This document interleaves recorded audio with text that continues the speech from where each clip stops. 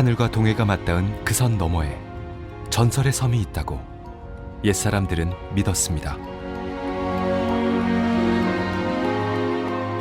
천상에서 내려온 선녀들마저 섬의 비경에 반해 돌아갈 시간을 놓치고 바위가 되었다는 섬.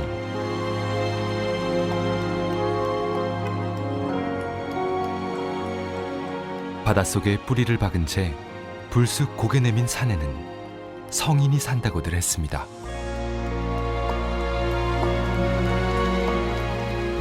일년의 절반은 비와 바람, 그리고 높은 파도가 휘몰아치는 곳.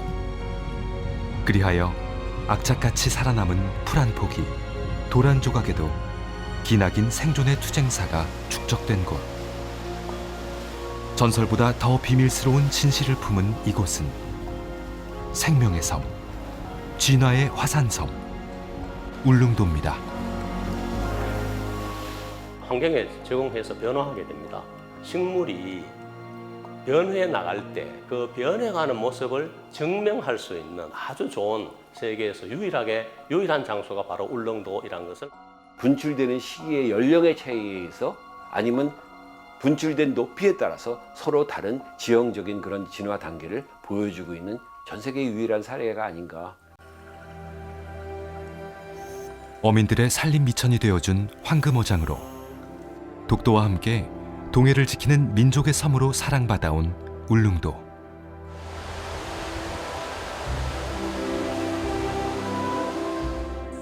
하지만 대자연 울릉도의 진면목은 오히려 주목받지 못했는데요. 이제는 그 본연의 진가를 제대로 밝혀내 세계의 기준으로 울릉도의 가치를 증명해내고자 합니다. 완전한 최상의 자연임을 인정받는 유네스코 세계자연유산. 그 명예의 전당에 이름을 올리기 위해 대자연 울릉도가 길고도 험난한 도전을 시작합니다.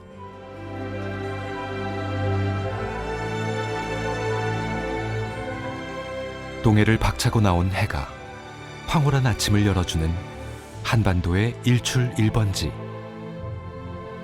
우리의 울릉도가 세계의 보물로 인정받으려면 어떤 절차와 노력이 필요할까요?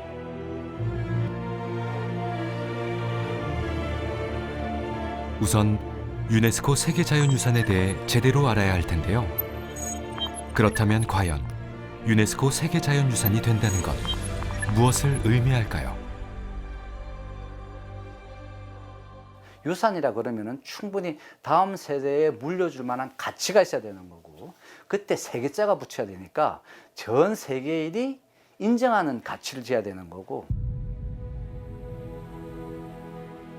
유산이란 우리가 선조로부터 물려받아 오늘날 그 속에 살고 있으며 후손들에게 잘 물려줘야 할 자산입니다. 지구에 존재하는 수많은 유산들 중 세계유산으로 등재되기 위해서는 그 가치가 한 나라에 국한되지 않고 탁월한 보편성을 지녀야 하는데요.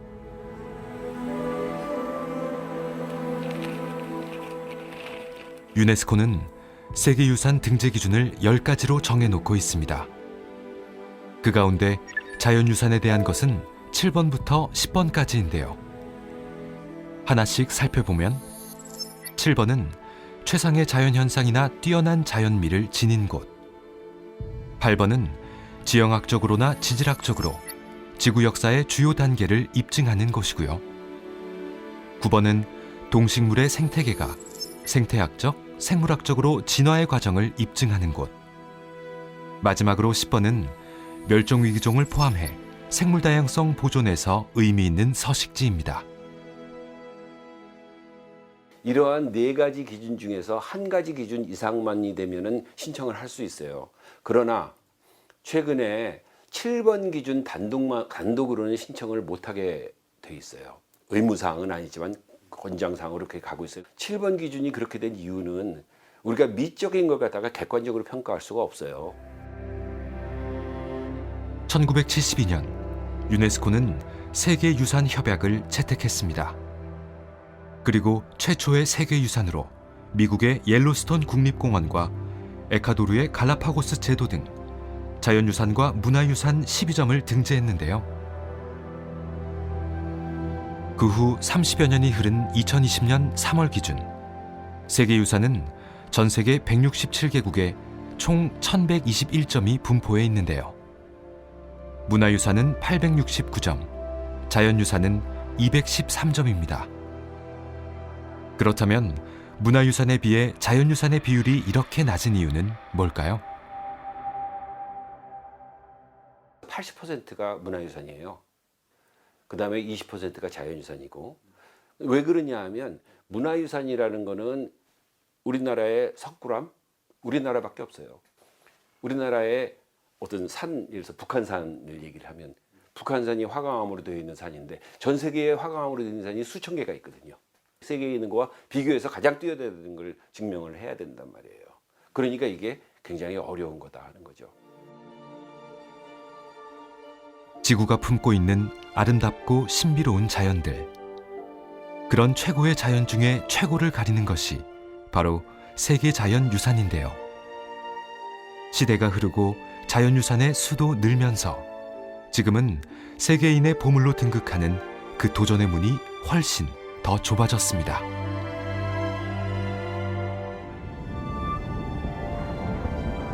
(1993년) 일본 최초로 유네스코 세계자연유산에 등재된 야쿠시마입니다. 그때만 해도 뛰어난 자연미와 생물의 다양성만으로 세계유산이 될 수 있었죠. 今年の2月に、日本政府は沖縄と奄美の4つの島を新しい世界自然遺産に登録しようというんで推薦書を出しています。これはですね、本文が340ページ、付属書が1400ページぐらい、合わせて1700ページぐらいなんです。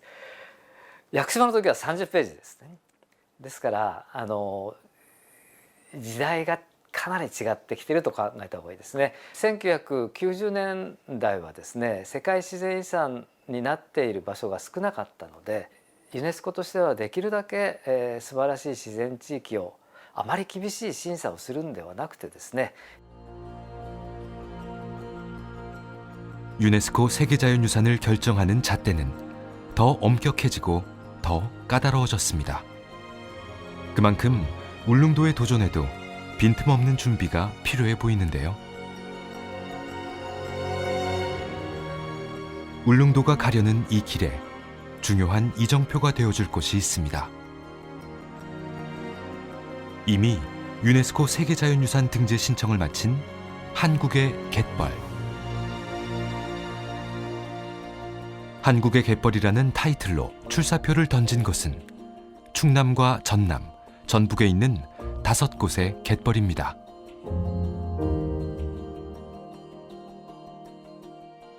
흩어져 있는 갯벌을 하나의 생태 벨트로 묶어서 세계 다른 갯벌들과의 차별성을 높였다고 하는데요. 그럼 세계자연유산의 등재 기준은 얼마나 충족할까요? 한국의 갯벌은 전 세계 연안에 형성된 갯벌과는 다르게 섬 주변에 형성된 섬갯벌입니다. 이 5개 지역은 등재 기준 8번, 9번, 10번에 있어서 국내 비교 분석을 통해서 비교 우위를 갖고 있는 지역입니다. 또한 각 지역들은 한국의 갯벌의 탁월한 부패적 가치를 대표하는 지역들로 구성되어 있습니다.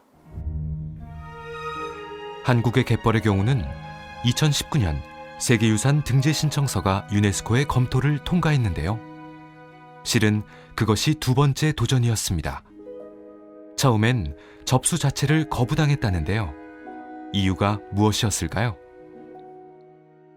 이때 신청서의 형식적인 완성도가 좀 부족하다는 세계유산의 센터의 의견이 있었습니다. 유산 경계를 확인하는 데는 지역의 축척이 좀 적절하지 않았다라는 이러한 점과 신청서 내에 통합 보호관리 체계가 소제목으로 명시가 되지 않았었습니다. 유산 지역을 보다 확실하게 보여주기 위해서 도면의 종류에 있어서도 위성도, 지형도, 토지 이용도의 세 종류를 작성하였습니다. 관리 계획에 있어서는 신청서 본문 내의 소제목을 정확하게 표기를 하였고요. 해당 내용을 종합하여 기술하였고, 마지막 기회라는 각오로 철두철미하게 준비했다는 한국의 갯벌. 문화재청을 중심으로 5개 지방정부가 합심해 한국의 갯벌의 세계유산 등재를 추진 중인데요. 지난해 유네스코 실사단의 현장 실사까지 성공적으로 마쳤다는 평가를 받고 있습니다. 신청서에 제시된 보호관리 체계가 실제로 어떻게 작용하고 있는지를 확인하는 것이 현장 실사의 가장 중요한 점입니다. 특히 실제 현장에서 위험 요인들이 무엇이고 이에 대해서 어떤 시스템으로 관리가 이루어지는지를 직접 확인하는데요. 덧붙여서 지역 주민들이 세계유산 등재 추진에 얼마나 관여하는지도 살펴봅니다. 전문가의 현장 실사까지 긍정적으로 마치며 도전의 구분응선을 넘은 한국의 갯벌. 이제 막 도전의 닻을 올린 울릉도에게 꼭 전하고 싶은 얘기가 있다고 합니다. 세계유산을 등재 추진한다는 것은 그 등재 신청하는 과정에서부터 국가대표로서의 그러한 대표성을 가지고 있습니다. 때문에 그 자부심도 대단한 거고요. 무엇보다도 등재하는 과정에서 그 많은 어려움들이 있는데 이게 결코 불가능한 것은 아닙니다. 불가능하지는 않다. 다만 도전 과제가 많을 뿐이다. 한국의 갯벌과 울릉도가 모두 도전에 성공한다면 우리나라는 삼면의 바다의 세계자연유산을 가지게 됩니다. 그것이 울릉도가 완주해야만 하는 이유입니다.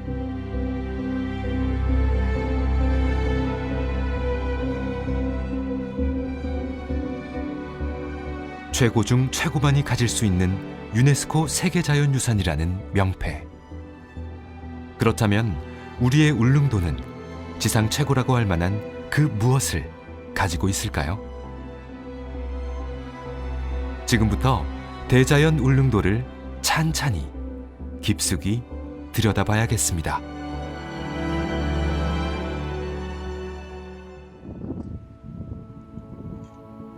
신의 조각품을 모아 전시한다면 이런 풍경일까요? 섬의 구석구석을 기암괴석들이 장식하고 있는데요. 장구한 세월, 바람과 파도와 햇볕이 깎고 뚫고 다듬어 지금의 모습들이 됐습니다. 더 놀라운 것은 암석들의 시초는 화산섬, 울릉도의 탄생과 맞닿아 있다는 건데요. 즉, 이 바위들은 화산 폭발로 용암이 솟구치거나 흐른 흔적들입니다. 적어도 뭐 400만 년, 뭐 500만 년, 아마 독도와 거의 비슷한 시기에 이제 화산 활동이 시작이 되어서 수백만 년에 걸쳐서 이제 그 바닷속에서 화산이 성장을 하다가 독도는 한 뭐 200여만 년 전에 이제 화산 활동이 이제 멈췄지만 울릉도의 경우는 뭐 그 수천 년 전까지도 이제 그 아주 왕성한 화산 활동을 했다는 점에서 우리가 상당히 뭐 주목할 만한 그런 화산이라고 봅니다. 약 4,500만 년 전 수심 2,000m의 해저에서 화산 폭발이 일어났습니다. 물속에서 분출된 용암은 차가운 바닷물에 닿자마자 순식간에 식어 암석이 되었는데요. 그렇게 수백만 년에 걸쳐 반복된 용암 분출은 밑바닥 지름이 30km나 되는 화산체를 만들어냈습니다. 즉, 울릉도는 화산재와 용암이 켜켜이 쌓이고 굳어서 된 거대 화산입니다.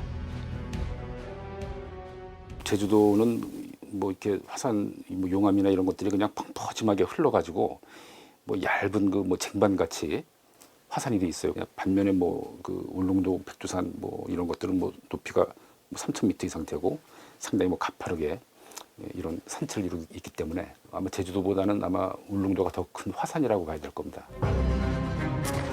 전 세계에 수많은 화산섬이 있지만 울릉도는 평범한 화산섬이 아닙니다.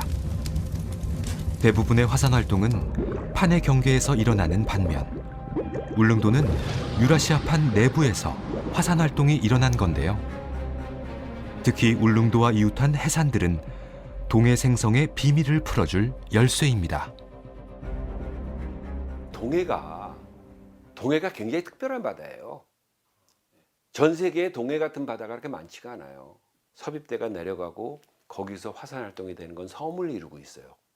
그게 우리가 보통 말하는 호상열도라는 거예요. 이게 일본부터 육지선부터 계속 이 섬으로 해가지고 쭉 이렇게 내려가는데 필리핀까지. 근데 그 섬 뒤에 깊은 바다가 있는 곳이 전 세계에 별로 많지가 않고 움푹 있는 그 깊은 바다 내에서 화산섬이 있는 곳이 저는 별로 없을 거라고 생각을 하고 있어요. 울릉도는 그러한 특별한 지질학적인 세팅에서 만들어진 화산섬이다.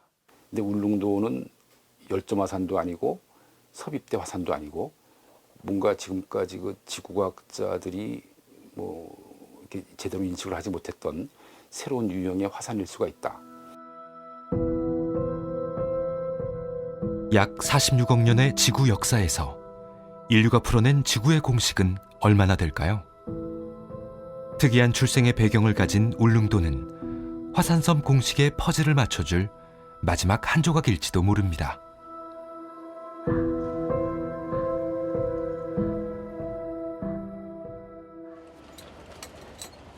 밝혀진 것보다 밝혀지지 않은 것이 더 많은 울릉도의 바다.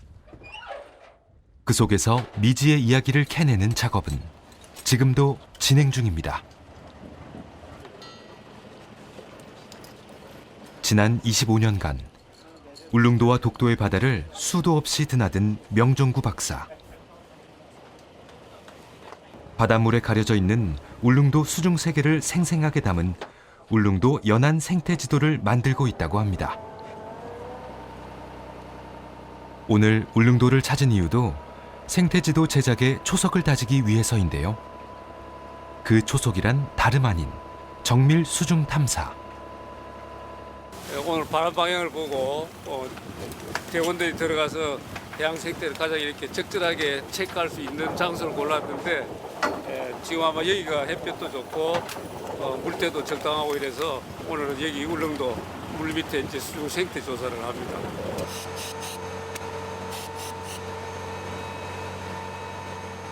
오늘은 수중 탐사를 통해 울릉도 바다의 수심별 분포 생물과 안반 상태를 조사할 계획인데요. 이런 정확하고 구체적인 데이터를 토대로 생태 지도가 만들어지는 거죠.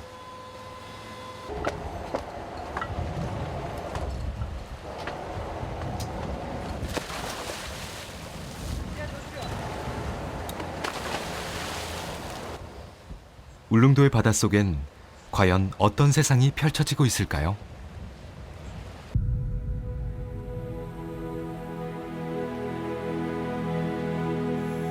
울창한 구릉이라는 뜻의 울릉도.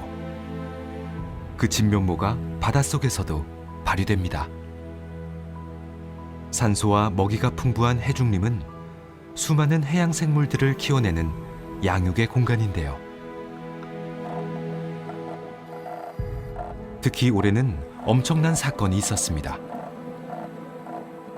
울릉도 바다에서 최초로 왕관 해마의 서식이 확인된 건데요.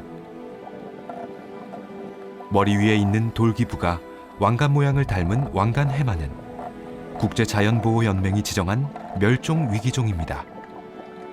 전 세계적으로도 귀한 왕관 해마가 울릉도에서 발견됐다는 것은 상당한 의미를 지닙니다. 울릉도에 우리 해마가 이렇게 발견되고 서식한다는 것은 해양 생태계 지표, 특히 기대종으로 굉장히 중요한 역할을 하고 있고 우리 울릉도가 해양 보호구역으로 지정되어 있습니다. 그래서 우리가 이번에 울릉도 해양 보호구역 방문자 센터도 만들기 때문에 앞으로 우리 울릉 주민뿐만 아니라 방문하는 탐방객들도 우리 해마를 시키기 위해서 같이 교육이라든지 노력 활동을 같이 해나갈 그런 계획입니다. 왕관 해마로 짐작할 수 있듯 울릉도 바다의 큰 특징이라면 해양 생물의 종류가 다채롭다는 건데요. 그 비결은 해류에 있습니다. 울릉도는 한류와 난류가 만나는 독특한 환경에 속해 있는데요. 그렇기 때문에 한대성과 온대성 어종은 물론 열대성 어종까지 이 섬을 찾아옵니다. 여기 바다는 우리나라 이 속초 바다하고 제주도 바다하고 이렇게 압축시킨 그런 형이에요. 그래서 여름에는 제주도가 가깝고 겨울에는 우리 동해 북부의 그 차가운 바다하고 거의 같은 모습을 보이는데 독특한 생물상이 이 한류하고 난류하고 이렇게 교차하면서 이 우리나라 동해안을 이제 압축시킨 것처럼 남해안하고 근데 그런 모습을 늘 볼 수 있습니다. 울릉도 바다만의 특징을 한눈에 알아볼 수 있도록 2008년 생태지도 제작에 착수했습니다. 그리고 10여 년의 모니터링과 신층 탐사 결과 2019년 울릉도 6개 지점의 생태지도를 완성해냈습니다.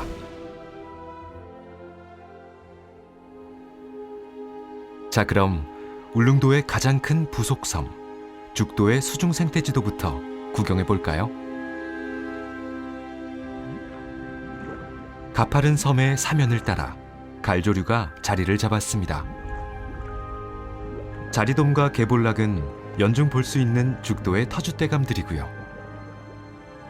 돌돔과 쥐치, 그리고 혹돔은 수온이 상승하는 여름이면 이곳을 찾아옵니다.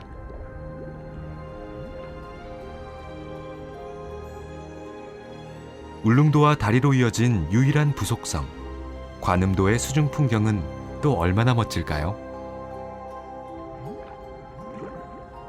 커다란 해식 동굴이 눈길을 끄는데요. 관음도 안반은 울릉도의 특산물인 홍합의 군락지입니다. 어류로는 망상어와 인상어 등이 연중 서식하고요. 따뜻한 계절엔 난류성 어종들도 만날 수 있죠.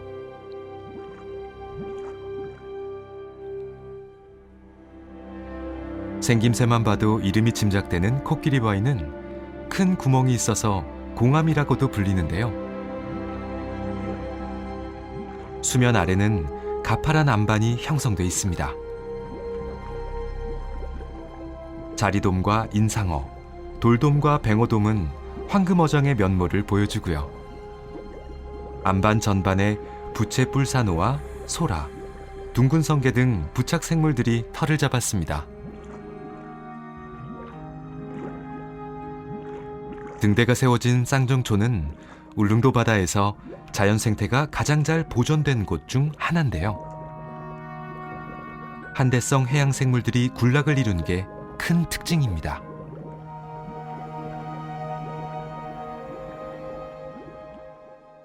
세 개의 봉우리를 가진 수중암초 능걸은 강한 조류에도 끄떡없는 대황과 감태가 무성합니다. 그 해중림에는 다양한 어류들이 논일고 있죠. 마지막으로 물새바위는 크고 작은 수중 안반들이 발달한 곳인데요. 부채뿔산호나 히드라처럼 화려한 무척주 동물이 많아서 사진작가들의 사랑을 받는 곳입니다.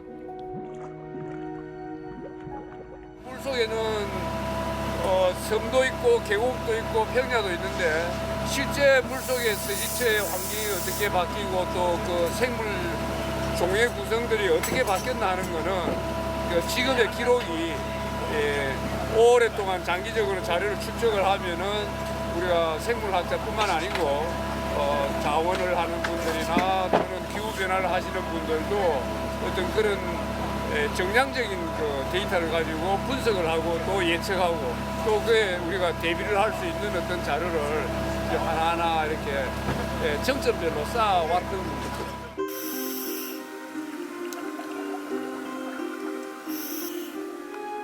아는 만큼 보이고 보는 만큼 사랑하게 되는 울릉도. 그렇기에 울릉도는 우리가 더 많이 알아주기를 기다리는지도 모릅니다. 전혀 생각지 못했던 그 무엇에서 세계 자연유산으로 가는 지름길을 발견했던 섬. 제주도처럼 말이죠.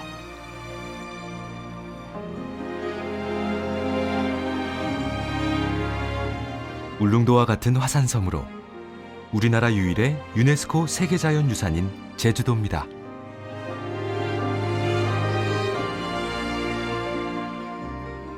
제주도의 첫인상을 압도하는 것은 아마도 섬 가운데 솟아있는 한라산의 신비로움일 것입니다. 그렇다면 제주도가 유네스코 세계자연유산에 등재된 데에도 한라산의 역할이 결정적이지 않았을까요? 대부분이 보면 한라산에 많은 식물이 자라서 한라산 때문에 이제 된 것처럼 보이지만 사실은 그 부분은 조금 약했었는데 우리 등재 신청할 때 당시에 용천 동굴이 이제 발견이 되면서 이 동굴이 1등 공신이죠.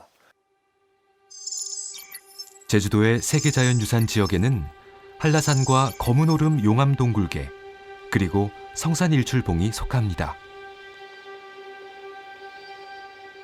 제주 화산섬과 용암동굴이라는 명칭으로 등재된 세계유산 지역의 면적을 다 합치면 제주 전체 면적의 약 10%나 됩니다.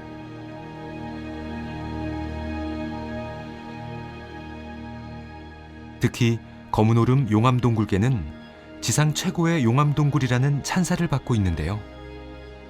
그 검은오름 용암동굴계의 백미로 꼽히는 용천동굴의 발견은 그야말로 행운이었습니다. 2005년 도로에 전신주 설치 공사를 하던 중 우연히 이 동굴을 발견한 건데요. 그로부터 딱 2년 후인 2007년 제주도가 유네스코 세계자연유산의 반열에 오르는데 혁혁한 공을 세웠습니다. 용천동굴이나 당첨물동굴은 용암동굴이면서도 불구하고 석회석 동굴 생성물들이 생성이 돼서 세계적으로 희귀한 모습을 갖고 있죠. 용암동굴이면 용암동굴 생성물이 생성이 돼야 되고요. 석회석 동굴이면 석회석 동굴 생성물이 생성해야 되는데 우리 제주에는 용암동굴 속에 석회석 동굴 생성물이 생성이 돼서 세계적으로 희귀한 모습을 갖고 있습니다. 검은오름 용암동굴계가 세계적인 주목을 받는 이유는 용암동굴이면서도 석회석 동굴의 특징이 함께 나타난다는 희귀함 때문인데요. 용천동굴과 당첨물 동굴이 없었다면 불가능한 얘기겠죠. 이처럼 세계자연유산으로 인정받으려면 단순한 아름다움이나 신비로움으로는 부족합니다. 이 지구상의 극히 드문 진귀한 특징, 그런 비장의 카드를 울릉도도 찾아내야 합니다.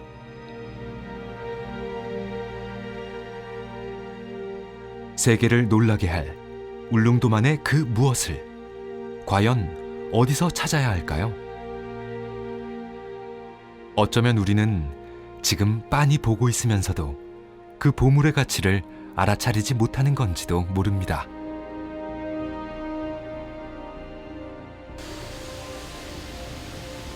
울릉도의 숲에서 흔하게 만나는 너도밤 나무를 필두로 섬초롱꽃과 섬백리향 등이 모두 이 지구상에 오직 울릉도에만 존재한다는 사실, 여러분은 알고 계셨나요? 울릉도는 생겨난 이후에 한 번도 육지하고 연결된 적이 없습니다. 그러니까 말 그대로 생물종이 울릉도로 이주한 다음에는 거기서 완전히 지금까지 격리되어 있는 거죠. 생물종들이 고립되어 가지고 거기서만 살아왔기 때문에 울릉도의 고유한 환경에 적응할 수밖에 없는, 그래서 변화할 수밖에 없는 그런 상황이기 때문에 울릉도의 고유성은 당연히 높다고 할 수밖에 없죠.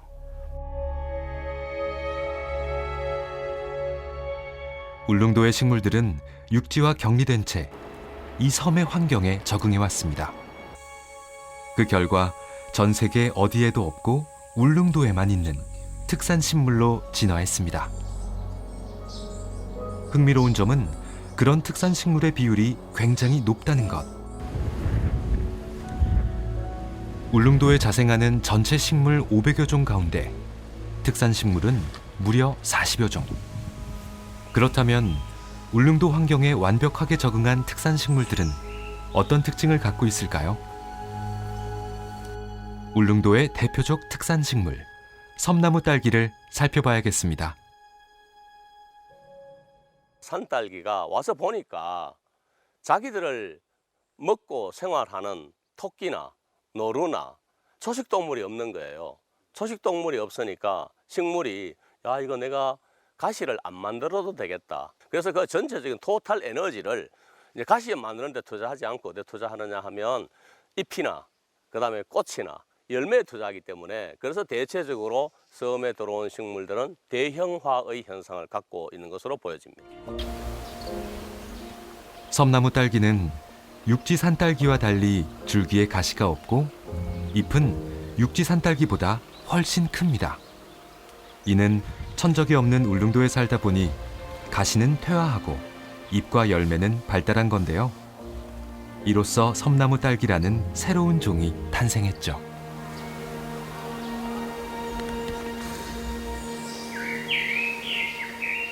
얼핏 보면 평범해 보이는 식물들. 하지만 그 안에는 울릉도만의 진화의 시간이 새겨져 있습니다. 식물학자들이 울릉도를 주목하는 이유가 바로 거기에 있습니다. A라는 섬에 위치하면 또 분도니까 B, C, D 섬이 있습니다. 그러면 요 식물들이 여기로 이동을 하겠죠. 이동을 하면서 요 독특한 환경이 또 있을 겁니다. 요 환경에 적응해서 본래 대륙 성구종하고 조금 다르게 진화를 하는 거예요. 그렇게 했을 때 이게 분지니까 가지가 갈라진다 이 뜻입니다. 반면에 울릉도는 하나의 단일 종상 화산 하나밖에 없습니다. 분지, 다른 종으로 이렇게 나누어 두 개의 종으로 나누어지는 것이 아니고 한 종이 시간이 흘러감에 따라서 모습이 다른 모습으로 바뀌어가는 것을 보고 향상진화라는 말을 쓰게 됩니다. 분지 진화는 대양섬에서 보이는 일반적인 진화인데요. A라는 식물이 군도가 많은 섬에 들어와 본섬과 군도를 이동하며 각각의 환경에 맞춰서 다르게 진화하는 것을 말합니다. 따라서 진화 초기 단계를 밝히기는 어렵겠죠. 이에 반해 울릉도는 섬이 좁고 군도가 없기 때문에 대륙에서 유입된 식물은 장소의 이동 없이 조금씩만 변하게 되는데요. 이것을 향상 진화라고 합니다.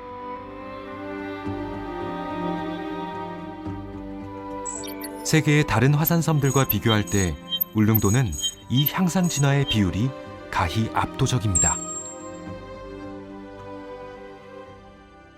울릉도가 형성된 이후에 그런 울릉도의 고유한 동식물들이 진화해온 그 과정 자체가 다른 곳에서는 볼 수 없는 아주 특이한 사례가 될 수 있기 때문에 울릉도를 세계 자연유산으로 등재할 수 있는 기준에 포함된다고 저는 생각하고 있습니다. 지금 이 순간에도 진화를 멈추지 않는 울릉도는 식물학자들에겐 살아있는 교과서나 다름없습니다. 성균관대 김승철 교수의 연구팀도 식물 탐사가 한창인데요. 울릉도 특상 식물에 담긴 진화의 암호를 푸는 것이 이들의 과제입니다. 예, 오늘 저희들은요, 저희가 연구하고 있는 섬기린초에 관한 이제 기원과 진화에 관해서 연구하러 이제 저희가 왔거든요. 섬 기린초는 울릉도 특산 식물로 섬 전역에 분포해 있는데요. 해안가에 사느냐, 산속에 사느냐에 따라 잎의 두께나 줄기의 모양에서 미세한 차이가 나타납니다. 이런 섬 기린초 역시 향상 진화의 결과물입니다. 흥미로운 거는 이제 한 88% 종이 이제 고유종이 향상 진화라고 하는 거에 의해서 이제 기원이 된 거거든요. 그거는 세계 어느 나라 이제 섬에도 이제 그런 향상 지원이 퍼센티지가 높은 거는 없거든요. 울릉도 구석구석을 발로 누비며 채집한 섬 기린초는 이후 어떤 연구에 사용되는 걸까요? 성균관대 식물분리학 연구소를 직접 찾아가 봤습니다. 언제 기원이 됐고, 그다음에 어디서 기원이 됐고, 그다음에 이제 어떤 방향으로 이제 진화가 일어났는지를 사실 잘 모르거든요. 울릉도에 있는 섬 기린초도 과연 이제 염색체에 의해서 그런 다양성이 나타나는지 이제 그런 거에 관해서 조금 더 알려고 지금 연구를 하고 있습니다. 섬 기린초의 DNA 속에 차곡차곡 쌓여있는 진화의 시간을 거꾸로 되돌려 그 기원과 진화의 방향을 찾아가는 연구. 막대한 시간과 노력을 투자해야 하는 일이지만 우리 세대가 반드시 해야 할 일이기도 합니다. 그런 걸 관찰하고 그다음에 어떻게 해서 이제 그런 패턴이 나오는지를 연구를 하면은 여러 가지 이제 가설을 세울 수가 있고 이제 그러기 때문에 이제 자연의 실험실이라고 보통 그렇게 얘기를 하거든요. 이제 그런 좋은 예가 이제 울릉도가 될 수가 있고. 생물의 진화를 관찰할 수 있는 최적의 자연 실험실. 하지만 식물학자들이 울릉도에 끌리는 이유는 이게 전부가 아닙니다. 마치 숲속에서 보물찾기 하듯 신종 식물을 발견해낼 수 있는 곳 역시 울릉도입니다. 울릉도에서 최근에 발견된 신종 식물, 울릉 바늘꽃입니다. 일반적인 큰 바늘꽃과는 암술의 모양이 다른데요. 이 울릉 바늘꽃은 오직 울릉도에만 적은 개체가 남아있어 멸종위기종으로 분류됐습니다. 어떤 특산식물이 멸종해버리면 이 지구상에서 사라지는 게 안 됩니다.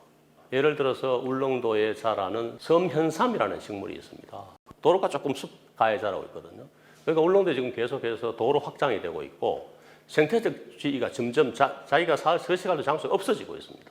이 생물종들이 멸종 위기에 처할 수 있는 그것도 하나의 커다란 나중에 세계 자연유산 등재의 가치가 있거든요. 보존해야 된다 하는 그것도 있습니다.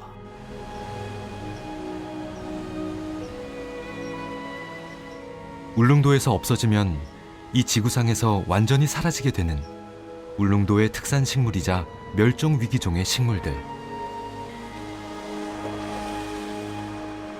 울릉도가 세계의 보물로 인정받기 위해서는 자연을 있는 그대로 보존하는 일도 중요한데요. 유네스코는 그 어떤 노력보다 지역 주민들의 역할을 강조하고 있습니다. で地域でその島に住んでいる人たちはこういうことをやるんですとかですね、そういう関係者が役割分担をして世界自然遺産の価値をしっかり守れるんだという計画を作る。目に見える形でですね、人類の遺産が登録されたらしっかり守れるんだよということを示すことが必要だと思います。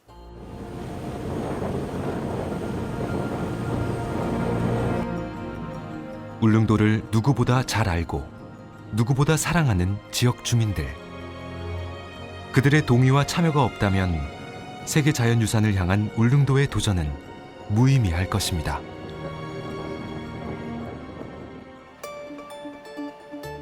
지난 8월 식물과 해양 그리고 기후 같은 자연과학 분야의 전문가들이 울릉도에 모였습니다. 유네스코 세계자연유산 등재 추진을 위해 울릉도의 생물 다양성과 기후 변화를 주제로 심포지엄이 열린 겁니다. 활동이 되고 있다. 그다음에 아나제네틱 스피시에이션이라고 해서 이제 88%가 됩니다. 다른 섬 한번 보세요. 없죠. 이만큼 높은 데가 없습니다. 짧게는 수년, 길게는 수십 년 동안 연구해온 울릉도의 자연과학적 가치를 알리고 논의하는 자리인데요. 딱딱하고 학술적인 내용이 지루할 법도 한데 울릉도 주민들의 반응은 전문가들 못지않게 진지하고 뜨겁습니다. 생물 다양성과 모든 것들이 또 주민들하고 같이 이렇게 해서 살아날 텐데요. 저는 그걸 여기 참가하신 분뿐만 아니라 주민들이 직접 말말 살고 계시는 분들이 앞장서야 되는 문제라고 생각하거든요. 정제되기만 하면 끝나는 게 아니잖아요. 그렇죠? 세계의 보물로 인정받기 위해 엄청난 도전을 시작한 울릉도. 길고 험난한 레이스가 될 이 도전에서 주민들은 스스로의 역할을 깊이 고민하고 있습니다.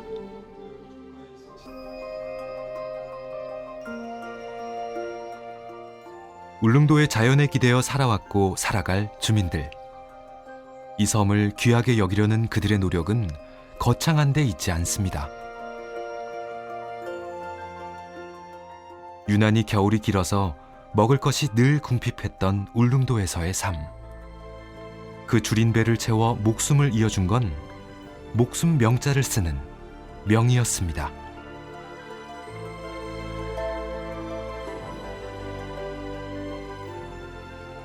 울릉도 밥상엔 사시사철 빠지지 않는 명이 반찬.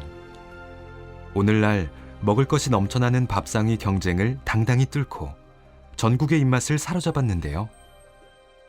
올해 산림청 국립수목원은 이 울릉산 마늘을 한국의 특산식물로 지정했습니다. 울릉도 명이가 거의 참 이름값을 해요. 옛날에는 우리 먹이고 양식으로 그 참 반찬 대용으로 이렇게 했는데 지금은 경제 작물로는 지금까지 이렇게 명이 따라올 게 없어요. 예전이나 지금이나 든든하게 살림을 받쳐주는 명이. 하지만 문제는 명이나물 절임의 인기가 높아지면서 산과 들의 지천으로 돋아나던 명이가 귀해졌다는 건데요. 그러니 이번엔 주민들이 울릉산 마늘의 명을 지켜줄 차례입니다. 종자를 좀 구입해서 산에 좀 뿌려가지고 휴식년을 이렇게 좀 채가 길어가지고 또 좀 뜯고 하면 이게 사라지지 않고 오랫동안 지속되지 않겠나 이런 늘 바람이고 소망을 가지고 있습니다.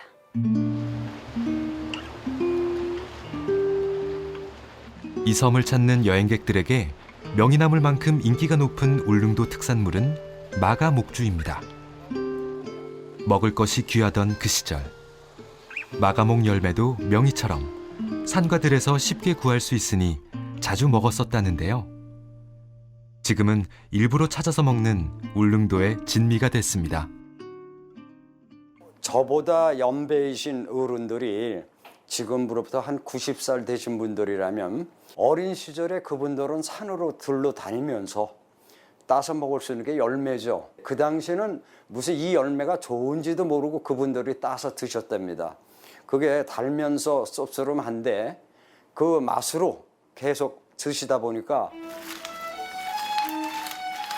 기침이 날 때 울릉도 사람들은 마가목 열매부터 찾습니다.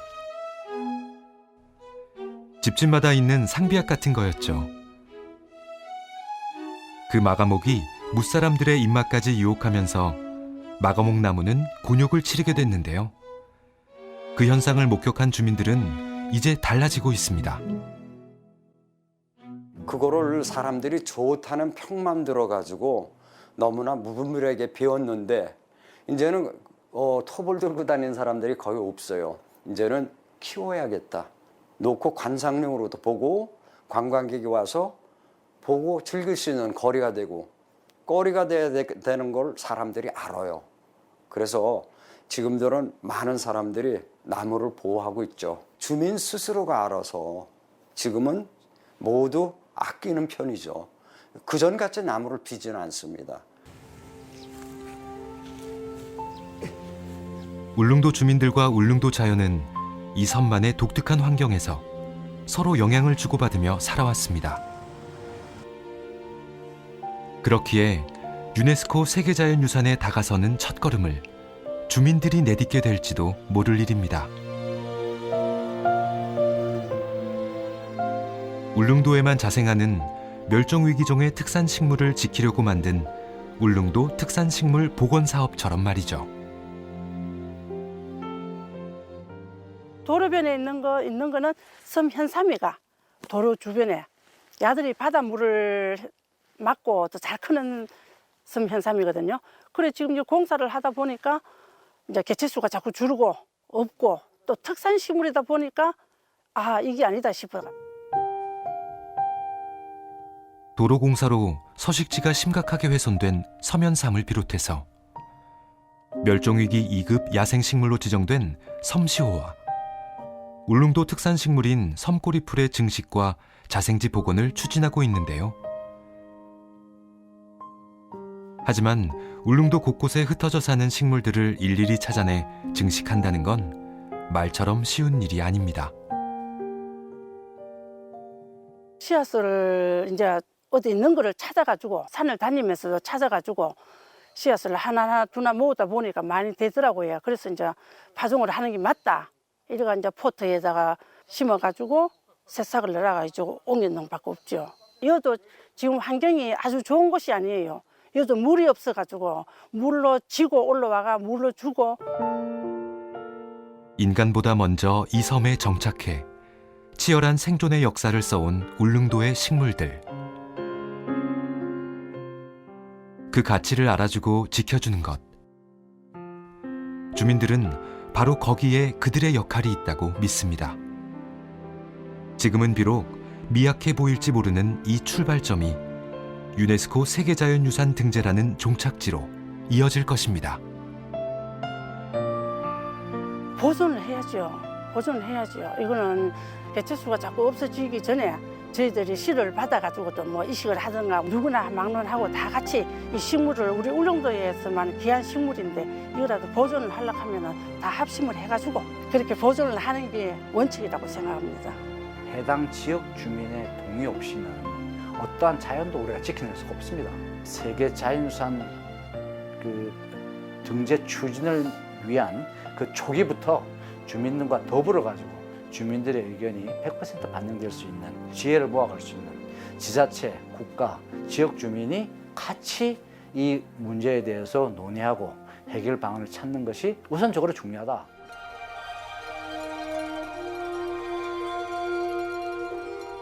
울릉도가 유네스코 세계자연유산 등재 추진을 위한 길고도 힘든 도전을 시작합니다. 그 도전의 레이스에서 정말 중요한 것은 속도가 아니라 방향일 것입니다. 학자들은 세계의 기준에 맞춰 울릉도의 가치를 밝혀내고 주민과 행정기관은 울릉도 맞춤형 생물 보존의 전략을 찾아내야 합니다.